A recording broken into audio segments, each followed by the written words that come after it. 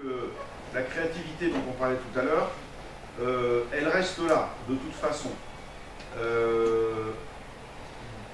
Je dirais, pour prendre une image, l'intégralité de l'œuvre de Balzac et Victor Hugo pourrait laisser penser aux gens, on l'a dit à l'époque, c'est la fin de la littérature. Qui osera écrire une œuvre littéraire après ces immenses géants du XIXe siècle? D'accord? Et on pourrait penser aujourd'hui effectivement qu'on arrive à la fin du soft avec ces immenses outils qu'on arrive à mettre en place. Et finalement non. Le moteur, l'étincelle de tout ça, c'est effectivement la créativité. Le code informatique, c'est l'alphabet. Et la littérature, elle, ne s'arrête jamais. Après, chacun va effectivement l'utiliser. Et c'est là où on parle de paradigme, c'est là où on parle de domaine. Il y a des gens qui pratiquent le même métier sans effectivement le pratiquer de la même manière. Le paradigme méthodologique qui permet effectivement de mettre en place des problématiques, de comprendre la problématique et de définir la grammaire de cette problématique.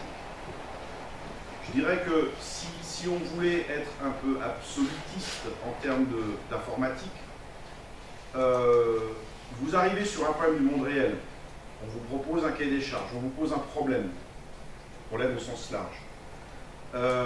Quel est votre boulot? Votre boulot consiste à infuser ce problème jusqu'à en extraire la grammaire finalement, la langue du problème, c'est-à-dire à la fois les termes et les opérateurs qui permettent d'en exprimer l'intégralité. C'est un boulot colossal, mais ça peut se faire. Et une fois que vous avez exprimé la grammaire formelle du problème que vous adressez, il suffit d'écrire le compilateur de ce langage et vos utilisateurs sont libres de faire ce qu'ils veulent dans leur domaine. Quelque part, c'est ce qu'on a fait, c'est ce qu'on fait dans le cas de l'automatisme, par exemple. Les gens qui programment les automates qui ferment les portes du métro ne le programment pas en C, ne le programment pas en Pascal, ils le programment dans des langages dédiés pour les automaticiens, avec des modèles de programmation qui n'ont rien à voir avec les nôtres, informaticiens classiques. Tout simplement parce que, voilà, on a formalisé leur approche et on a construit les compilateurs de ces choses-là. Lorsqu'on utilise des langages classiques, C, C++, Fortran, C#, j'en passe, c'est des meilleurs, on est effectivement dans un domaine où on n'a pas poussé jusqu'au bout l'analyse de manière à tirer la grammaire du problème qu'on adresse. D'accord? Donc c'est effectivement une forme de constat d'échec, quelque part, mais en même temps, ça a été dit, en tant qu'informaticien, la meilleure qualité qu'on puisse développer, c'est l'humilité par rapport à ces problèmes-là. C'est-à-dire que, oui, en théorie, on peut tout résoudre, mais non, humainement, on ne va pas tout résoudre, jamais. Et donc, effectivement, il y a un milieu entre la méthode pure et ne rien faire, qui consiste effectivement à prendre ces outils, des langages, objets, procéduraux et ainsi de suite, à les travailler au mieux, de manière à sortir quelque chose qui rend service aux gens. Ce qui a été évoqué d'ailleurs tout à l'heure dans le petit film, ou ce qui a été évoqué avant, le social, je dirais le fait de rendre service à sa communauté. Et ce qui est passionnant effectivement dans cette démarche, c'est d'infuser, en tant qu'informaticien, en tant que technicien, en tant qu'homme de l'art, d'infuser le métier de celui qui a ce besoin. D'accord? Et ça, c'est quelque chose qui est extrêmement valorisant et qui est aussi extrêmement challenging. Donc, je dirais que on a ici les deux extrêmes, je pense, c'est-à-dire l'approche complètement outillée, une démarche extrêmement formelle, ce que tu proposes, et quelque chose de plus artisanal, que je pratique, que peut-être d'autres autour de cette table pratiquent, qui est quelque chose on sait de manière tout à fait humble qu'on n'a pas les moyens, pas le temps, d'aller jusqu'à cette extrémité et effectivement de continuer à utiliser ces outils au mieux. Alors, la question posée c'était... Alors, qu'est-ce que programmer? Oui, qu'est-ce que la programmation? Alors, la première... Après, je dériverai aussi. Avec ou sans parler? Pour moi, s'il fallait que je résume le métier du développeur, c'est la capacité à développer une interaction entre un homme et une machine, ou finalement un acteur. Finalement, nous, la seule relation qu'on a, et c'est ce qui définit l'informatique, c'est d'afficher une question, d'apporter une réponse. Et c'est un langage qui est tellement simple, notre responsabilité est tellement simple, qu'elle s'apprend, la technique, comme le poker, s'apprend en 2 minutes, et il faut une vie entière pour la mettre en œuvre. Bien évidemment, je m'inscris en faux avec ce que avec l'idée que développe Frédéric, pour plusieurs raisons, enfin pas en faux de partout, parce qu'il y a plein de logiciels, et c'est vrai qu'il y a 5% des logiciels qui peuvent être résolus de cette manière-là. Mais pour que ça fonctionne, la difficulté, c'est pas de rationaliser le langage pour produire le logiciel qui va bien, à condition que l'analyse subjective qui a été faite est pure et parfaite. Enfin, l'analyse qui a été faite est pure et parfaite, et elle rentre dans notre machine et que ça fonctionne. Mais on est des hommes, ça veut dire que la personne qui a fait le cahier des charges a fait des erreurs. Elle a beau analyser les modèles, analyser les processus métiers, quoi qu'il arrive, c'est pas quelque chose qu'on va mettre à l'intérieur et qui va nous ressortir une expérience applicative pour les utilisateurs finaux. Je pense qu'il faut aussi qu'on commence à intégrer la notion de design du service. Ça veut dire les points de contact, quand on réalise avec un logiciel, qu'on a avec nos utilisateurs. Aujourd'hui, un logiciel, il a pour contrainte première d'être fun pour les utilisateurs et de nécessiter aucun apprentissage. Ça veut dire que chaque métier, chaque corps de métier a ses habitudes et ils ne vont pas en changer. Le logiciel qu'on adopte, c'est le logiciel qu'on n'apprend pas. Et même si, en tant qu'informaticien, on va essayer de leur dire non, mais je vous garantis, on a un logiciel automatique qui va nous faire des opérations de CRUD, donc créer les etc. L'outil, apprenez ça, ils ne l'apprendront pas, et donc le logiciel ne sera pas utilisé, et on passera à une autre version. Donc, et si ça c'était possible, moi je me souviens d'un projet qu'on avait fait, qui était un générateur de scénarios automatiques. On avait fait pour rédiger des bouquins ou créer des scénarios de jeux. Ça reste du domaine de la recherche et ça restera du domaine de la recherche. Parce que du moment où on a conçu ce problème, au moment où il arrive à maturité, mince, il y a des mobiles qui sont apparus. C'est d'autres populations qui arrivent sur le marché, qui ont des besoins, il y a des plateformes qui se sont développées. Donc finalement, l'offre technologique n'est plus en phase avec cet outil qui a été développé. Je me souviens d'un projet qui a été développé par Mathias Bollen et Wouter Zoom qui s'appelle Andro MDA, que tu dois connaître, qui était de se dire on va pousser le vice au fond. Ça veut dire UML c'est tellement bien qu'on va développer un métamodèle de l'UML qui est le MDA, pour Model Driver Architecture. Et je me souviens, je m'étais pas mal investi dedans, où on se disait on se fait des entités, on développe les processus, et à partir de là, on clique, et ça nous génère toutes les cartouches technologiques qui vont nous faire automatiquement nos interfaces.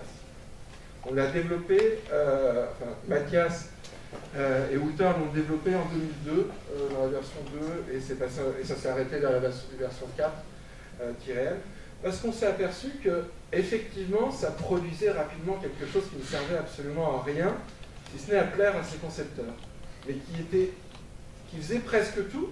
Mais en faisant presque tout, on ne fait absolument rien. Et à chaque fois, on s'est dit, oui, mais il y a juste à rajouter un petit artefact pour faire la liaison. Il y a juste, et c'est tout. Et c'est rien que ce juste qui, au final, faisait que ça prenait plus de place et plus de temps à faire que de refaire l'application métier. Et pour moi, si j'ai le retour d'expérience que j'ai commencé, quand on a repris l'école, à enseigner Rational XDE, qui était, voilà, la suite de notre ami Grady Butch qui a créé l'UML avec le 3 Jacobson, etc. Ensuite, l'UML a été mise en place par Rational, puis comme on se disait tout à l'heure, racheté par IBM. On se disait, on est arrivé à un point, on arrive à modéliser nos entités, nos interfaces, nos contrôleurs, on génère notre code automatiquement, et l'histoire finalement de l'informaticien est rationaliser un ouvrier spécialisé intellectuel. Mais franchement, on y a cru. Franchement, on y a cru. On s'est dit, l'UML, c'est fini. On va arriver à ce que le code ne soit rien. Est-ce qu'on n'ait plus besoin de coder, qu'on puisse tout faire, tout contrôler à partir des modèles? Les choses ont avancé, mais on n'avait pas prévu les big data. On n'avait pas prévu que la bande passante, maintenant, c'était on parlait en mégaoctets, en téraoctets. On avait oublié, finalement, que verticalement, nos ordinateurs ne pouvaient plus croître. Donc les entrées-sorties, qui étaient au début, enfin, entre machines qui étaient finalement quelque chose de secondaire, sont devenues quelque chose de principal. Donc finalement, ce qu'on s'était dit, on aura autant de RAM qu'on veut. Donc on pourra créer des modèles, on a des classes, des surcharges, etc. etc. Aujourd'hui, c'est complètement remis en cause. Donc, moi, alors, quand je dis aujourd'hui, on est dans une nouvelle ère de l'informatique, c'est je dénonce tout ce qui a été fait aujourd'hui comme une erreur, comme obsolète, et aujourd'hui, avec des nouveaux outils, on a remis en cause, ça y est, c'est fait, on a remis en cause les bases de données. On est en train de remettre en cause les langages, les choses qui n'avaient pas été pensées pour l'informatique de demain qui est en train de se mettre en œuvre. Et tout est à créer. Il n'y a rien qui est fait, et la seule certitude, c'est qu'il y aura toujours des métiers, et plus qu'on le pense, des métiers qui sont des métiers d'art de l'informatique, comme on a dans le cinéma. On pourrait se dire, on peut générer nos scénarios automatiques, automatiser les acteurs, etc. Mais non, aujourd'hui, il n'y a pas plus de métiers que dans le monde du cinéma, il n'y a pas plus de budget, de gens qui travaillent dans le monde du cinéma, ou aussi dans le monde des films en 3D. Il y a plus de gens, il y a 7000 employés chez Electronic Arts, 7000 développeurs. Donc quand on avait peur que le monde du cinéma virtuel fasse perdre des métiers, c'est pas le cas. Et ça prouve aussi qu'on ne peut pas automatiser le savoir et la décision de l'homme par rapport à l'expérience utilisateur. Voilà, c'était ma réponse. Merci. Alors, je retiens les approches de l'usage vers la machine, parce que ça, on verra ça un petit peu plus loin, enfin un peu plus en avant dans la table ronde, mais si on revient un petit peu au focus de cette table ronde, donc ce sont les paradigmes. Donc, aujourd'hui, on a de l'objet, on a du fonctionnel, on a du procédural, on a de l'événementiel, on a du statique, du dynamique. Comment aujourd'hui on fait le choix entre tout ça? Parce qu'il faut faire le choix d'abord déjà à la base. Il faut quand même se poser la question de temps en temps, enfin, je pense. Est-ce qu'il faut les mélanger, pas les mélanger, parce qu'après ça peut donner un petit peu mal à la tête. Quel est un petit peu votre point de vue, votre rapport par rapport à ça? Quelles sont les différences, les points communs? Est-ce qu'on peut, si on prend du fonctionnel, est-ce qu'on peut tout faire avec ça, ou au contraire, est-ce que chaque paradigme a son spectre d'usage, on va dire, précis ou en tout cas plutôt défini?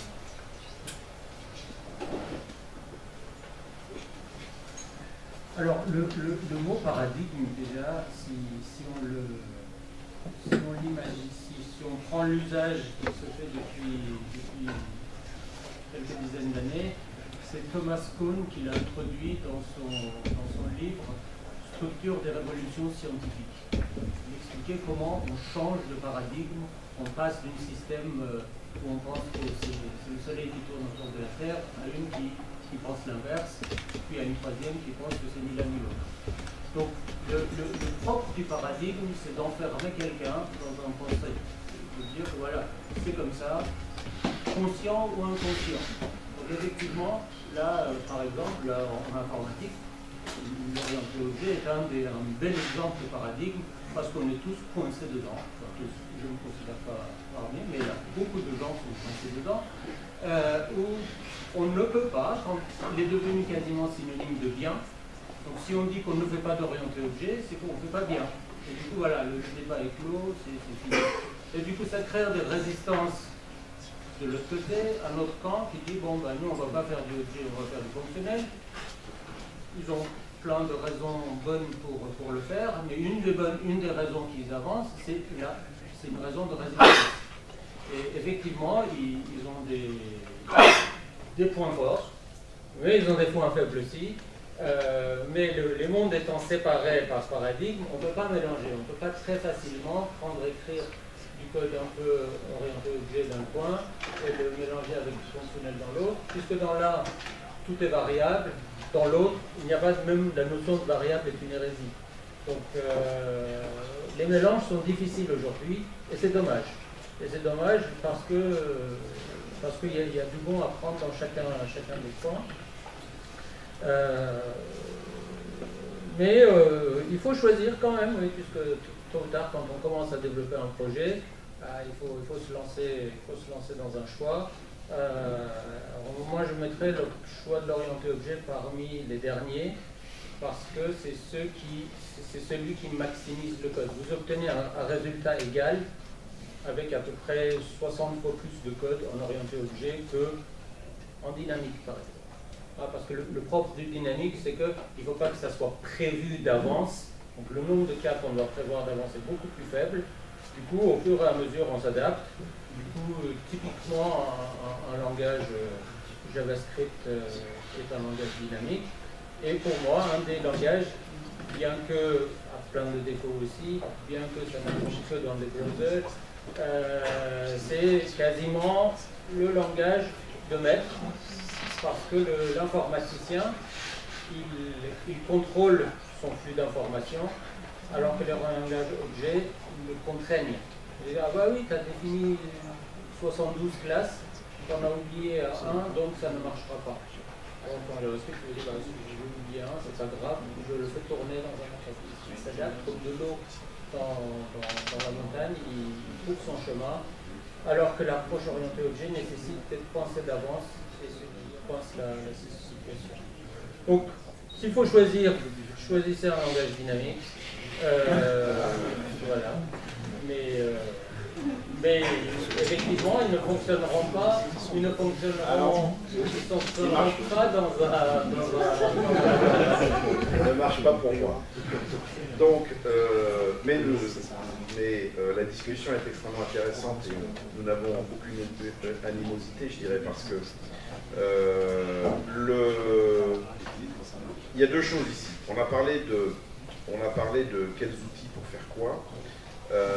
Manifestement, certains langages vont être bien adaptés à certains types de problèmes et d'autres moins.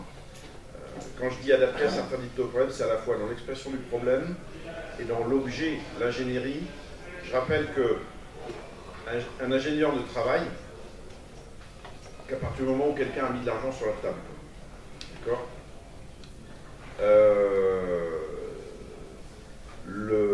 Et donc, quelqu'un a investi. Quelqu'un. Bien, on tirait beaucoup d'argent. Pas sûr. Alors, pas sûr ça. Je ne suis pas certain, mais en tout cas, il faut qu'il y ait de l'argent sur la table. Donc, il y a un défi, il y a systématiquement non seulement un défi technique, mais un défi financier.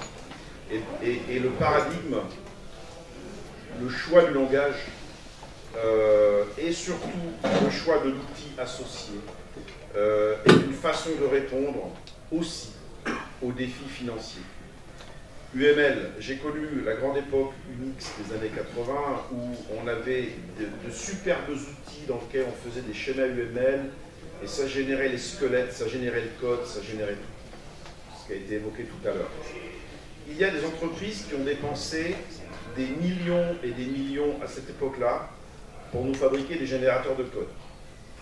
Puis est arrivé Visual Studio dans les années, enfin d'abord Borland, puis Visual dans la foulée, à partir de la fin des années 90, où on a découvert que un truc aussi bête que de proposer du code à la volée aux développeurs multipliait par 3 la productivité. C'est-à-dire que depuis 30 ans, on s'était complètement fourvoyé en pensant qu'il fallait faire du code automatiquement, alors qu'une des bonnes réponses à la question, je ne dis pas que c'est la seule, c'est d'aider le développeur. Pourquoi ces méthodologues, tous ces gens qui nous ont vendu les MDA et autres, ne se sont jamais intéressés à l'individu? Or, à partir du moment où Microsoft, en toute humilité, Et à l'époque, Dieu sait si on leur cassait du sucre sur le dos, les années 90. Ok? Ceux qui ont connu. Moi, je donne des cours, ça continue parce que c'est une cible facile. J'ai connu au début des années 2000 des écoles d'ingénieurs où moi, donnant des cours sur technologie Windows, je ne pouvais pas faire mes TP parce qu'il était interdit d'installer Windows sur les PC de l'école. Donc, école groupe 1, que je ne citerai pas. Donc, eh bien, donc, en toute humilité, en tout pragmatisme aussi, bien anglo-saxon, Microsoft a dit, bah, tiens, on va injecter IntelliSense, d'accord? On va mettre la doc en ligne. Mais en ligne, quoi. Et tout d'un coup, la productivité s'est démultipliée. Le bon outil, effectivement, c'est l'assemblage d'un langage et de l'outillage qui va avec. C'est clair. Le seul langage qui répond à l'intégralité des problèmes, évidemment, c'est l'assembleur. C'est une banalité. Maintenant, c'est un langage qui est totalement contre-productif d'un point de vue ingénierie, d'un point de vue argent. En tant qu'investisseur, je ne mettrai jamais mes euros dans une boîte qui développe en assembleur, c'est clair, puisqu'ils vont cramer cet argent, effectivement, pour me produire peu de fonctions. Et puis on grimpe dans l'échelle, on va trouver le petit cousin germain à peine évolué de l'assembleur qui est le langage C, puis on va monter dans les couches et monter dans les couches. Et c'est là, effectivement, on peut se retrouver avec une inflation assez affreuse de quantité de code par rapport à ce qu'on a à faire. Il est intéressant, effectivement, de voir quelle est la taille du programme qui permet de prendre une saisie utilisateur et de la sortir à l'écran. D'accord? J'ai un cours d'assembleur où ça doit consommer, en utilisant le BIOS, 25 octets, et j'ai la même chose avec console WriteLine en C#, où on est à, je ne sais pas, 40 kilos déjà. Okay, ça montre assez bien l'ampleur du problème. Donc effectivement, le langage, je suis persuadé moi qu'il n'y a pas de langage qui répond à tout, et qu'une des difficultés, c'est plus un boulot du chef de projet hein, que du développeur. Le développeur lui-même a ce choix. Généralement, vous ne pouvez pas être bon dans tous les outils. C'est un travail tellement lourd de s'investir dans l'excellence. Je ne crois pas qu'on puisse être bon dans tous les outils. Donc après, le boulot du chef de projet, de l'architecte quelque part, de celui qui organise le projet, c'est de trouver quel outil doit être utilisé pour quelle partie du système. Et on a un autre effet retour qui est, de toute façon, le meilleur langage, c'est celui que vous connaissez et que vous maîtrisez, in fine. Sur un projet informatique, il vaut mieux ne rien faire que de commencer alors qu'on n'a pas encore la bonne personne pour faire le boulot. Ça, c'est un immense problème. C'est un immense problème parce que dans le vrai monde, il faut produire. Quand l'argent est là, il faut produire. Et si on n'arrive pas à trouver la bonne personne par rapport à l'outil idéal pour résoudre le problème, alors on fait quelque chose qui est suboptimal, insatisfaisant. Je rappelle, encore aujourd'hui, plus de 50% des projets d'un million de lignes ne donnent pas satisfaction. Plus de 50% des projets d'un million de lignes ne donnent pas satisfaction. Projet tout court. Projet tout court. Un peu plus de petits, il y a un petit peu moins de pertes. À 100 000 lignes, on est à 20% de perte. À 1 million de lignes, on est à 50% de perte. À 10 millions de lignes, on est à peu près à 80% de perte. Perte ne donne pas satisfaction. Ça veut dire quoi? Ce sont dans d'autres domaines, des ponts qui s'arrêtent nulle part au milieu du truc, des autoroutes qui finissent à une voie, des immeubles où certains étages ne sont pas desservis, des portes qu'on ne peut pas ouvrir parce qu'un mur la bloque. Vous voyez, si les autres métiers s'amusaient à faire ce qu'on pratique nous en informatique, effectivement, voilà.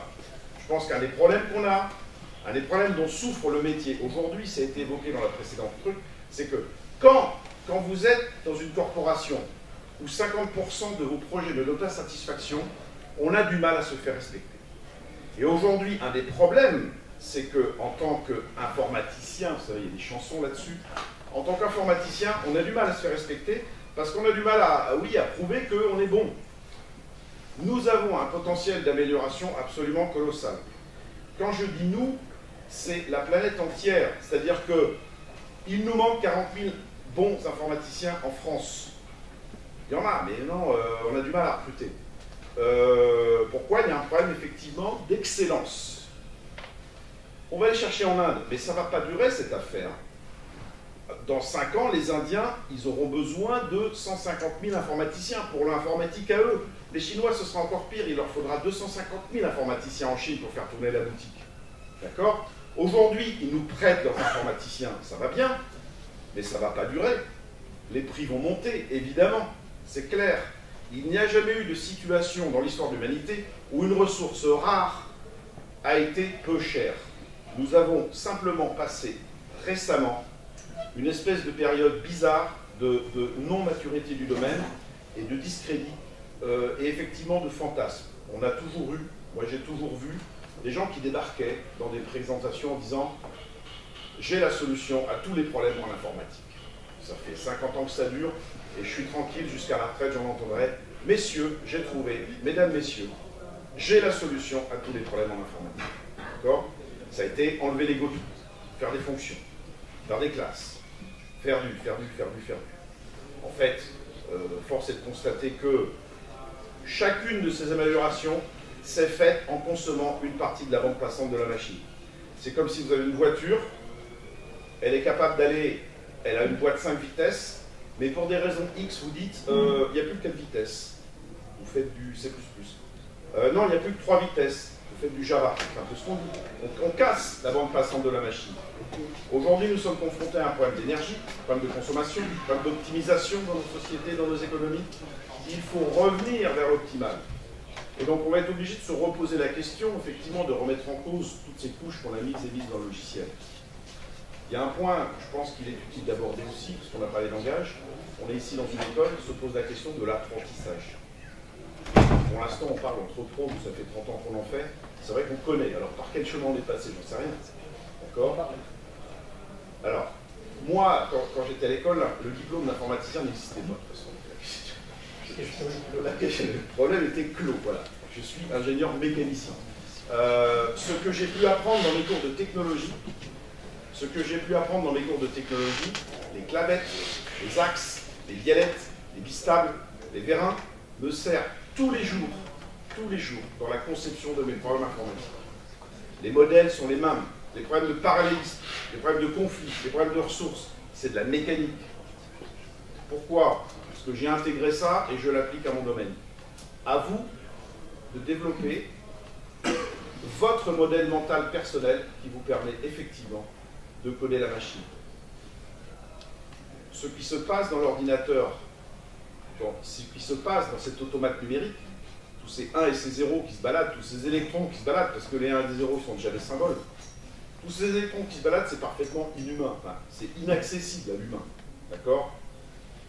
Donc de toute façon, pour coder un ordinateur, j'en suis convaincu, maintenant ça fait plus de 15 ans que j'enseigne l'informatique, pour arriver à faire un programme, il faut que chacun d'entre nous développe son petit modèle mental personnel de qu'est-ce qui se passe dans la machine quand mon programme va être dedans. Malgré tout, vous ne pouvez pas écrire un programme sans jouer ce programme dans votre tête au moment où vous l'écrivez.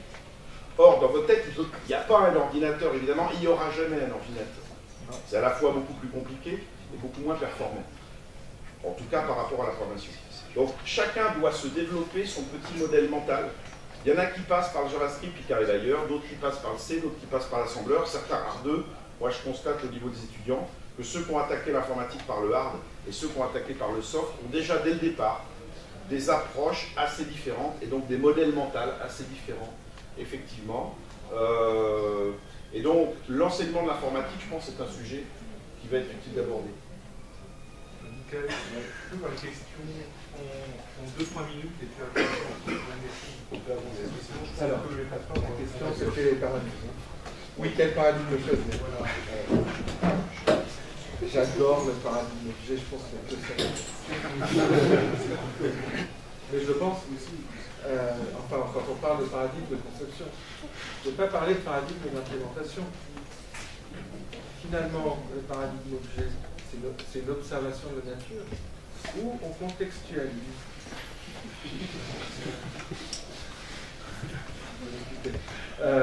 Où on contextualise finalement sous forme de namespace.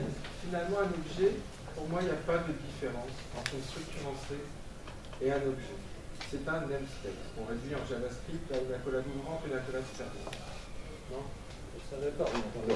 Alors, par exemple, pour clôturer le débat, JavaScript est bien paradigme objet par prototype. On n'est pas qu'on pense que ce soit autre chose que ça, donc c'est une implémentation par prototype du paradigme objet, ce qui le rend dynamique. Contrairement au Java, qui est une implémentation du paradigme objet par classe, ce qui le rend statique. Et les deux restent des paradigmes objets, qui ne sont pas très différents du MCD qu'on pouvait avoir quand on était encore à l'époque des bases de données relationnelles. Finalement, on range par domaine, donc par namespace, des données.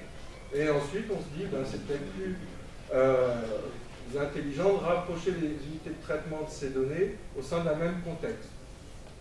Ce que, dans certains cas, va bête. Et c'est là que je vais rebondir sur quel paradigme. Ma première question est de vous dire, est-ce que vous vous adressez pareil à vos amis, à vos parents ou à votre prof? Non, vous avez un langage différent. Donc, pourquoi il n'y a pas un langage différent avec chacune des technologies? Il y a des technologies de calcul mathématique où la difficulté, c'est juste d'aller le plus rapidement possible et on sait qu'on a les données juste à côté du processeur. Qu'est-ce qu'on va s'emmerder à faire autre chose que de mettre les données dans une structure et les envoyer dans le processeur? Pour ça, il y a du C qui marche très bien. Il ne faut pas essayer de faire du paradigme objet avec du C. C'est du procédural, c'est de l'algorithmique, il ne faut pas faire autre chose. Ensuite, on a à coordonner les entrées-sorties. La coordination d'entrée-sortie, qu'est-ce qui est bloquant? C'est l'entrée et les sorties. Donc on va réagir de manière, ce qu'on appelle asynchrone. C'est un paradigme asynchrone où finalement le processeur se réveille quand il y a des données qui arrivent, en monothreadé, etc. Donc il y a des langages qui sont construits sur les événementiels entrée-sortie. Et ensuite, pour aller jusqu'au fond de la démarche, on se pose la question, bien sûr, d'un industriel. À l'exploitation, quel paradigme adopter? Ce n'est pas à nous de le choisir, c'est généralement le contexte financier qui le choisit. Moi, l'expérience que j'ai de formateur aussi dans les entreprises, vous savez tous que j'ai enseigné le Java pendant un long moment à plein de niveaux, j'enseigne toujours sur le Java Web, et j'enseigne surtout dans les banques. Les banques, elles ont besoin de quoi? Elles ont un turnover de développeurs. Donc elles ont besoin d'un environnement de développement rassurant, où on sait pratiquement au moment de la compilation que le programme fonctionne. Il y a une complétion à l'apprentissage. Finalement, le développeur, eux, a peu de chances de faire des bêtises. Donc, ce qui conditionne le choix du paradigme, ce n'est pas la performance intrinsèque de l'application, parce qu'elle n'est techniquement pas performante, mais c'est la couverture, la protection que finalement va avoir la direction technique du code qui est développé. On sait qu'il y a quelqu'un qui va devoir étendre une méthode, rajouter des fonctions. Les fonctions, il va y avoir de l'autocomplétion, avec de la documentation. Voilà. Il y a toute une instrumentation qui va faire que finalement le Java, et j'en suis certain, le Java va être dans les banques le langage de référence. Il est en train de remplacer le COBOL. Il y a encore beaucoup de COBOL. Surtout en Bretagne, il y a encore beaucoup de COBOL. Mais par contre, dans le monde du jeu vidéo, rigolons, du Java dans le monde du jeu vidéo, ouais, il y a un jeu qui s'est fait comme ça, Minecraft. Ok. Il est peut-être très ludique, mais ce n'est pas le plus performant, parce que ce ne sont que des contraintes. Donc, dans le jeu vidéo, par exemple, ce n'est pas ce paradigme-là qui est choisi, parce qu'il ne répond pas aux contraintes, aux exigences du produit qui va être généré derrière ça. Ensuite, voilà. Donc, ce que je voulais dire, c'est le paradigme dépend d'avec qui on veut discuter. Est-ce qu'on discute juste en interne à faire un programme qui va aller vite? Est-ce qu'on a des interactions sur l'architecture distribuée? Et quel est finalement le secteur où on doit intervenir? Est-ce que c'est du temps réel? Du temps réel au sens contrainte, le temps avec un ordonnanceur? Ou est-ce que c'est quelque chose qui doit tout simplement aller vite, en une page en moins de 7 millisecondes, une autre problématique avec beaucoup de données. Là, on parle aujourd'hui, la problématique, c'est vraiment la problématique de demain, c'est gérer en temps réel des téraoctets de données. Si on part dans une autre logique là, on n'a pas compris la révolution qui est en place. C'est de l'architecture distribuée sur des téraoctets de données à distribuer en temps réel. Il faut s'outiller pour ça. Et ensuite, pour ce qui est de l'enseignement, moi je partage le point de vue que JavaScript c'est un langage de maître. Il n'y a pas d'autocomplétion. Tout se fait. On ne sait pas le code. Non, il n'y a pas d'autocomplétion. Et non, on ne peut pas avoir l'autocomplétion de la ligne. Non, mais tu as l'autocomplétion sur une clé. Tu as l'autocomplétion sur l'héritage. Non, mais bon, peu importe. Peu importe. Le JavaScript est un langage de maître, et je vais prendre un petit peu l'exemple de Léonard de Vinci, dont on sait tous qu'il s'est aussi bien exprimé d'un point de vue scientifique qu'artistique. Mais avant de finir par un trait dans ses œuvres, il a démontré toute sa vie qu'il arrivait à reproduire parfaitement des œuvres. Il a montré qu'il maîtrisait toutes les figures de style, tous les patrons de conception, tous les design patterns de la matière qu'il étudiait. Et à mon sens, dans l'enseignement, avant de se dire allez, je veux être libre, je veux partir sur une feuille blanche, je veux dire que j'ai mon mécanisme de réflexion qui est absolu, il faut déjà faire preuve qu'on a compris l'historique finalement des savoirs de l'informatique. Et malgré ce que je peux penser dans le monde industriel, les performances du Java ou du C#, bien évidemment dans le monde de l'enseignement, le paradigme objet est indispensable pour structurer et formaliser l'histoire. Je suis désolé, j'intercède. Une seconde. C'est complètement faux. Structurer un esprit, c'est l'objet, c'est la déstructuration totale. Une application banale. Vous voulez réserver une place dans un train de la SNCF. Donc, la notion de réservation, si l'informaticien transforme la réservation en objet, en classe, il a déjà tout raté. La réservation n'existe pas dans la nature. Il y a un objet ou en classe?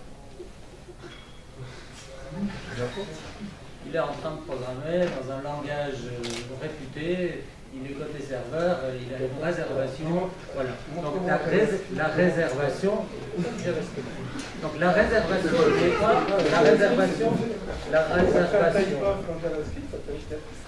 La réservation n'existe pas dans la nature. C'est pas quelque chose comme une tasse ou un téléphone. D'accord. Donc leur donner, les réifier dans sa tête, un peu comme Thierry disait, il faut que le programme tourne dans votre tête. Je suis entièrement d'accord. Mais réifier quelque chose qui n'a pas d'existence, qui est juste une flux d'informations qui va passer, et que peut-être le commercial de la SNCF va décider demain que les réservations pour les moins de 5 ans coûteront moins ou ils seront gratuits pour le jour de votre anniversaire. Ouais. C'est une décision qui peut prendre. Le commercial de la SNCF peut décider que ça c'est une politique de vente nouvelle et va le faire. Et du coup, si c'était réifié, réservation sous forme d'objet, c'est déjà raté. Alors que si c'était une flux d'informations, on lui collerait un... Du coup, comment tu mets l'information par exemple?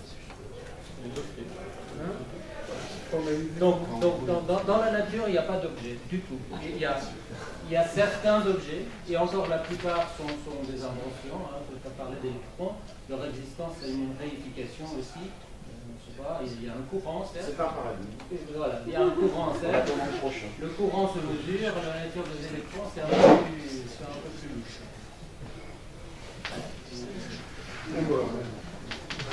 Non, je vais juste une chose, l'objet me pose un problème, moi, en enseignement. La seule chose, enfin, ce qu'apporte le langage objet au moment où il arrive, c'est justement cette notion de classe. Et l'objectif, effectivement, il est d'extraire ce que sont censés être les termes, donc les concepts saillants du problème qu'on est en train de traiter. C'est extrêmement discutable, effectivement, puisque traiter des concepts saillants, ça veut dire que le domaine ne bouge pas. l'objet résiste très mal au changement de spec. Et moi, ce que je constate, c'est qu'il y a quelques domaines où l'objet a donné toute sa puissance, et ça marche très très bien. C'est l'informatique pour les informaticiens. Où est-ce que l'objet marche de manière géniale? Les STL. Où est-ce que l'objet marche de manière géniale? Les bibliothèques graphiques. Mais c'est pas le vrai monde, ça. C'est des informaticiens qui font de l'informatique pour d'autres informaticiens. Et là, l'objet, ça marche bien. Parce qu'on peut effectivement décider que un formalisme, on le gèle. Un formalisme, c'est pas le vrai monde. Une bibliothèque, c'est pas le vrai monde. Par contre, effectivement, lorsqu'on s'attaque à de vrais problèmes, l'intérêt de la classe, c'est effectivement de dégager un concept. Et donc d'avoir un cahier des charges. On ne peut pas dégager un concept ex nihilo, on est d'accord. Là, ce problème, il est philosophique. Et quand on enseigne à des étudiants, il faut commencer effectivement par introduire ces langages par petits bouts, par nuggets. On ne peut pas tout balancer d'un coup. Et comment on fait pour enseigner la notion de classe sans passer par l'étape cahier des charges? C'est absolument sans intérêt. D'accord? Ou alors on parle de classe, de vecteur, ou de classe de HMAP, ou de classe de HBidule. Et c'est quand même assez je veux dire, une mise en abîme de l'informatique, quoi. C'est-à-dire apprendre un langage objet en codant une structure de données, comment l'améliorer un objet, c'est un exercice qui va passionner quelques geeks, mais dans une classe, c'est fatigant pour le prof, c'est fatigant pour le monde. On a une difficulté, l'enseignement de l'objet, c'est que c'est un outil qui sert à traiter des cahiers des charges. Or, on ne peut pas se pointer dans une classe, dans une salle de classe, avec un cahier des charges. D'accord? Il faut commencer plus petit. C'est un des problèmes que j'y rencontre, moi. C'est-à-dire que de toute façon, pour moi, l'objet, c'est certainement la pire des façons d'entrer dans le monde de l'information, et c'est certainement la pire des façons d'entrer dans le monde de l'informatique. C'est clair. J'adore faire du C#, j'apprécie énormément les langages objets, mais pour moi, ce sont effectivement des outils, des notions qui nécessitent d'avoir déjà effectivement pratiqué, approché le problème avec des choses plus modestes et surtout plus techniques. Merci. Est-ce qu'on peut dire aujourd'hui que la notion de paradigme a tendance à s'effacer devant les API, l'usage massif de frameworks, de libraires? On a l'impression qu'aujourd'hui, le développeur, s'il ne fait pas usage de ça, c'est qu'il ne voit rien, quoi. Donc, et les éditeurs, d'ailleurs, le forcent un petit peu aujourd'hui, ça va le faire. Est-ce qu'aujourd'hui, effectivement, ça masque un petit peu toutes ces idées de paradigme, à quelques souffles d'ailleurs, et est-ce que c'est aussi un danger? Est-ce que ça peut être un danger?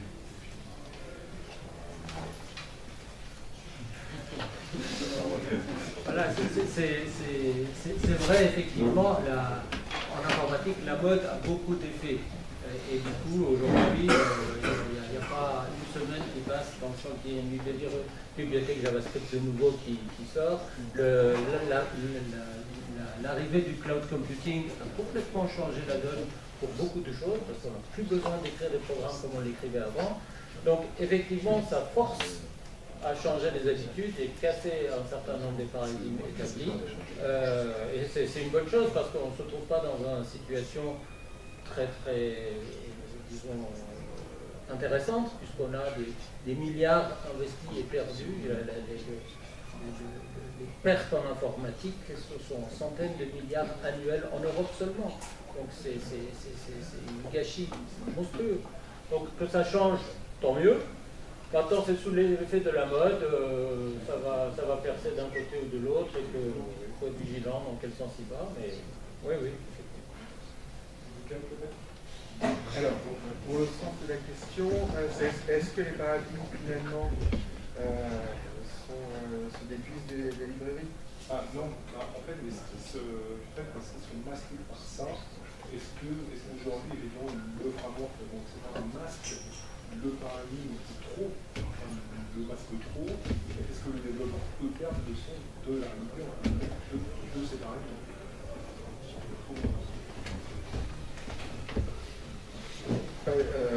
Je ne sais pas dans quel sens, à quel bout prendre la question. Si on prend vraiment au niveau framework, les frameworks qui sont finalement très adossé au langage. Par exemple, si on prend Node.js, donc JavaScript côté serveur, on est sur la programmation asynchrone. Donc sur un paradigme où tout simplement il n'y a pas de return dans les fonctions. Les fonctions ne font jamais un return, elles ne font que, une fois qu'elles sont finies, rappeler une fonction qui leur avait été donnée en paramètre. Donc là oui, la librairie ou le framework impose le paradigme. Ensuite on va avoir d'autres paradigmes pour les interfaces graphiques par exemple, où là on est typiquement dans du paradigme objet avec de l'héritage, de la surcharge, de la redéfinition. Mais à dire est-ce que ça les masque? Non. Est-ce que ça contraint à l'utilisation pour les interfaçages? Oui. Donc, est-ce que je mettais dans moi ma vision du paradigme polyglotte? C'est véritablement ça, c'est qu'aujourd'hui notre expertise de développeur est d'arriver finalement à lier des paradigmes de pensée qui ont été déclinés par des problématiques. L'interface graphique se traite particulièrement au paradigme objet par classe. J'aimerais qu'on distingue la notion de paradigme objet par classe ou par prototype. Il ne faut pas faire de confusion. Et la conception, enfin, le paradigme objet de conception. Aujourd'hui, il faudra vraiment démontrer, par A plus B, que le paradigme objet par conception est désuet. Sinon, c'est dire tout simplement qu'aujourd'hui, toute la mouvance NoSQL et toute la mouvance JavaScript se font. Et ça, on peut débattre là-dessus. Aujourd'hui, un document en NoSQL, c'est un objet. Et, bon, on en parlera. Si tout est objet, effectivement, on va dire que... J'ai introduit un objet en tant que... Non, j'ai introduit objet tel que c'est... Il y a des objets qui ne sont pas des objets. C'est un namespace, un objet. C'est comme ça que j'ai dit. Pour moi, une structure est un objet. Y a-t-il des choses qui sont basées dessus? Non, je ne pense pas. Voilà. C'est très bien.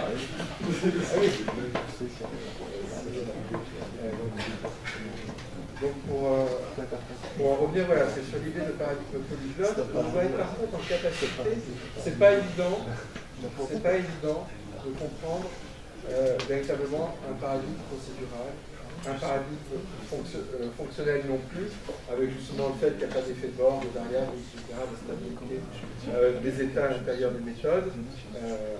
Les paradigmes événementiels, c'est pas franchement tout le temps évident à aborder au début, non, les étudiants, tout ce qui est notion de callback, de séquence de callback, de paralysation, etc., on le voit pas tout de suite. Donc, non, ça, pour répondre, non, les librairies ne cachent pas les paradigmes. Elles nécessitent par contre qu'on les comprenne.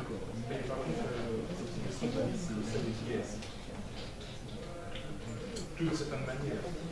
Quelqu'un qui fait une interface, qui dit que les interfaces sont un déchet. C'est quelqu'un qui fait son interface avec le HTML CSS, franchement, il n'est pas du tout en train d'imaginer la même chose que quelqu'un qui fait son interface en C#. C'est pas du tout les mêmes.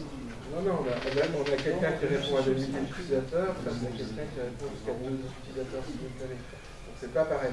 Le HTML est beaucoup plus compliqué que le C#. C'est ça que je veux dire. Tous les deux sont des interfaces. L'un ne suit pas du tout les canons de l'organisation objet, l'autre le font. Et il y en a qui marchent partout. Il y en a qui se font coincer dans leur Ah, mais interface utilisateur, tu veux dire interface utilisateur, je crois interface... Totalement basé sur du paradigme objet et vous pousse à faire de l'objet en C. C'est comme Ecom, ActiveX, même quand on y regarde de près l'API native du monde Windows 2032 qui a été créé par Microsoft et par DEC il y a un certain temps, elle est orientée objet, c'est-à-dire qu'on a un ramasse-miettes, on a close angle, c'est-à-dire qu'on a carrément, on se balade systématiquement les logs des objets, on a des appels polymorphes comme wait for single object, on a plein d'appels polymorphes, et on a un modèle objet avec duplicate handle, on exprime clairement la duplication de la référence au moment où on est en train de faire un constructeur de copie, mais vous codiez tout ça à la main. C'est d'ailleurs assez intéressant de manipuler ça, parce que ça permet de comprendre qu'est-ce qui se passe dans toute cette mécanique derrière des appels Java, et de comprendre effectivement qu'est-ce que vous êtes en train de consommer comme mémoire et comme bande passante sur la machine. Mon souci, effectivement, ce serait que, quel que soit le langage utilisé, et le meilleur langage, c'est celui qui a la meilleure productivité par rapport au problème posé, ce serait quand même que celui qui l'utilise soit parfaitement conscient de combien de ressources je consomme, c'est tout. Parce que ces ressources, c'est notre défi d'aujourd'hui. On peut imaginer que l'informatique, elle a vécu exactement comme la société. Plus de pétrole, plus de bagnoles, plus de bitume, plus de viande, plus de. Et le PC a suivi ça, quoi. Je veux dire, aujourd'hui, votre grand-mère, elle est équipée d'un octocœur 3 GHz avec 8 Go de RAM pour passer sa vie sur wanadoo.fr. Je veux dire, elle fait partie de ces gens qui ne savent pas qu'on peut avoir une adresse email chez quelqu'un d'autre que son provider. A-t-elle besoin d'un tel monstre? Non, c'est une évidence. L'industrie du PC nous a emmenés dans un cul-de-sac. Depuis 10 ans, l'industrie du PC nous emmène dans un cul-de-sac. C'est vrai d'un point de vue hard, Intel, c'est vrai d'un point de vue soft, Microsoft. Le hard, on peut le changer, ça va bouger, ça bouge vite le hard. En soft, c'est vachement plus dur. En logiciel, le logiciel pour moi marche un peu comme la littérature. On n'a jamais rien jeté. On n'a jamais rien jeté en littérature. Les livres fondamentaux de nos cultures ont tous été écrits il y a 4, 5, 6 000 ans, et ils sont toujours là, au cœur des débats, au cœur des cultures, au cœur des religions. D'accord ? On n'a jamais rien jeté en littérature, et bien sachez qu'en informatique, depuis le début, on n'a jamais rien jeté. Si vous avez dans votre poche un iPhone ou un Atari Android, qu'est-ce qu'il y a comme operating system là-dessus? Un truc qui a été écrit en 1972, ça s'appelle Unix. D'accord ? Et l'ancêtre, moi je pensais que j'allais faire du C, aller de 83, 84, 85, et puis en 86 on passe à autre chose. Du C j'en fais encore, et j'y prends beaucoup de plaisir. Mais sachez que le logiciel est une chose qui évolue très lentement. Pourquoi? Parce que c'est de la production intellectuelle, c'est la ressource critique. La chose qui coûte la plus cher sur cette planète, c'est pas le diamant, c'est pas le platine. Ce qui coûte le plus cher sur cette planète, c'est la matière grise. D'accord?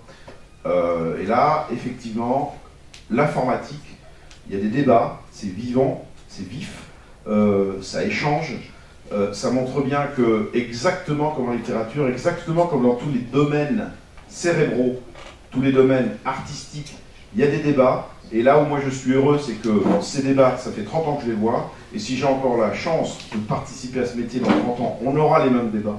C'est fascinant. C'est délicieux. Et effectivement, le logiciel va devoir relever les défis. Votre génération, en tant que développeur, en tant qu'homme et femme de l'art de ce métier de l'informatique, aura des défis à relever qui sont énormes, qui sont ceux, effectivement, de l'économie, qui sont ceux de l'économie d'énergie, qui sont ceux de l'efficacité, du déterminisme et des projets réussis. Alors, vous avez de la chance parce que nous, on vous laisse un terrain où tout est à faire. Tout est à faire. Je veux dire, 50% de nos projets ne donnent pas satisfaction. Quasiment, vous ne pouvez que mieux faire. Ok. Merci. Je crois que ça va être le mot de la fin, parce que malheureusement, il est l'heure. Je vous avoue qu'on n'a fait que la moitié du parcours prévu. Seulement, donc, quand je rigolais avec mes 4 heures, en fait, on n'était pas très loin, je pense. On n'a que quelques minutes pour des questions, parce qu'après on enchaîne sur la pause éventuelle, ou sinon vous enseignez ici pour faire de la troisième table ronde. Questions, 2-3 minutes chrono, ensuite on se dégolie les jambes et on revient ici. Allez, il ne faut pas avoir peur. Oui. C'est une question surtout pour les 2 intervenants du milieu.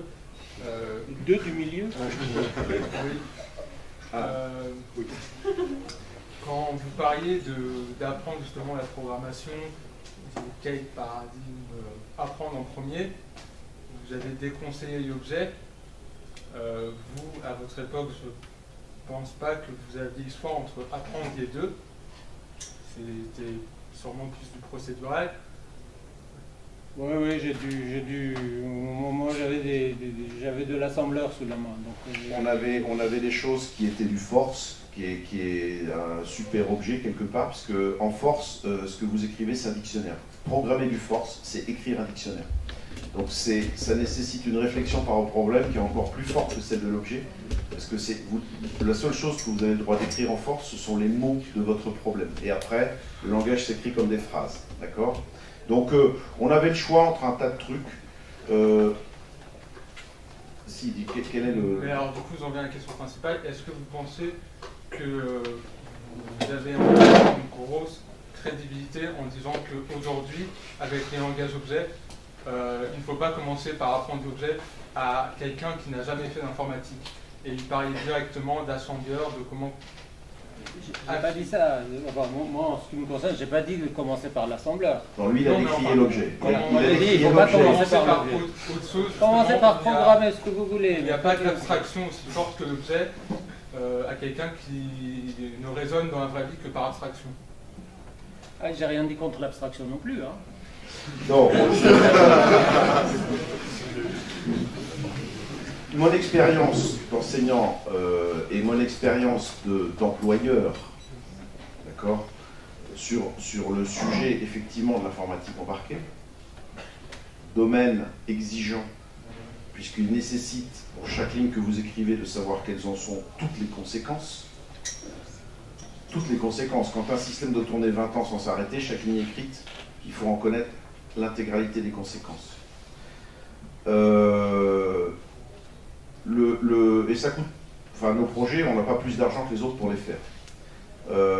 J'aimerais parfois effectivement que plus de projets soient faits avec cette exigence. J'ai le sentiment parfois qu'effectivement certains projets sont faits sans cette exigence. C'est ce que je peux voir dans la nature avec des pop-up sur des terminaux bancaires, des pop-up sur des afficheurs d'avions dans le métro et ainsi de suite.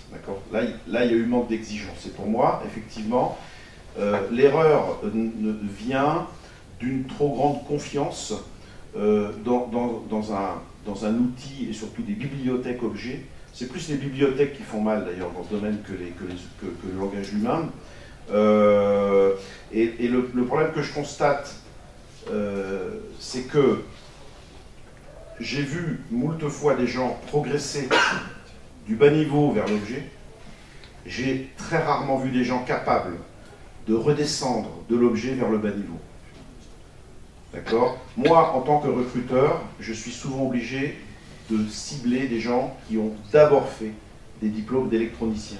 Parce qu'au moins, je suis sûr que ceux-là, au niveau formation, ils sont passés par la case bas niveau. Peut-être qu'ils n'en font pas après. Il y en a certains qui font plus que du C# et du C++ derrière, ou du Java, d'accord? Mais au moins, ils ont une conscience de ce qui se passe quand ils écrivent une ligne ou qu'ils font un appel, d'accord? Donc, c'est dans cette optique, bien sûr, que je considère que commencer par l'objet, c'est effectivement un risque. C'est un risque, pour moi.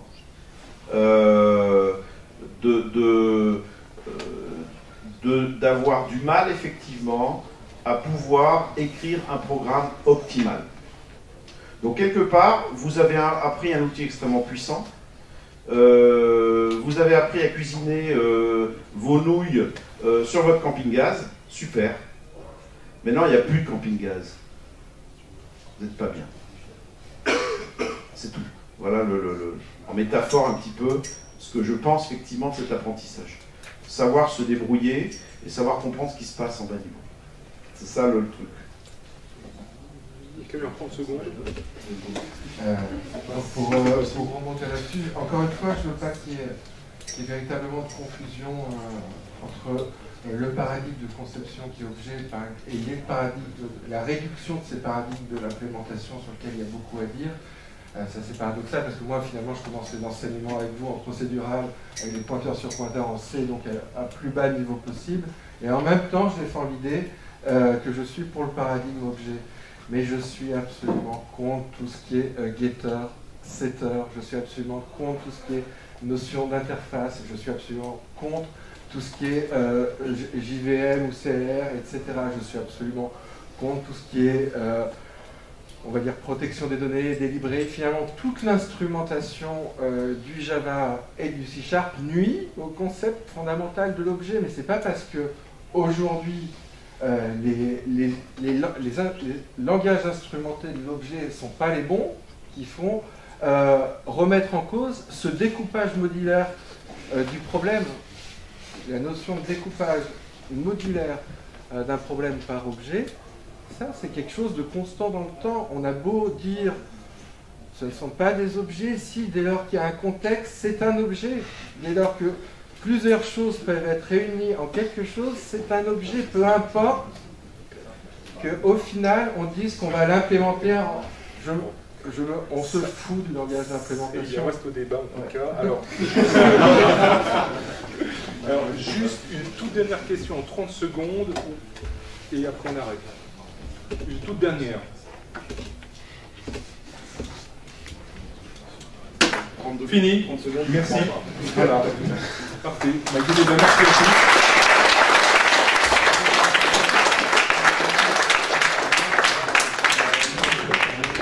Merci à vous. Vous n'oubliez pas les petites questions là-bas, si vous avez des questions encore à poser, des idées, des envies, vous allez remplir. Je voudrais avoir plein de post-it avec vos idées pour l'an prochain, pour la prochaine réunion. Vous n'oubliez pas de signer aussi la feuille d'émargement, vous savez, vos open. Important, hein, les open, l'embauche. Merci. Merci. Monsieur Joubert. Alors,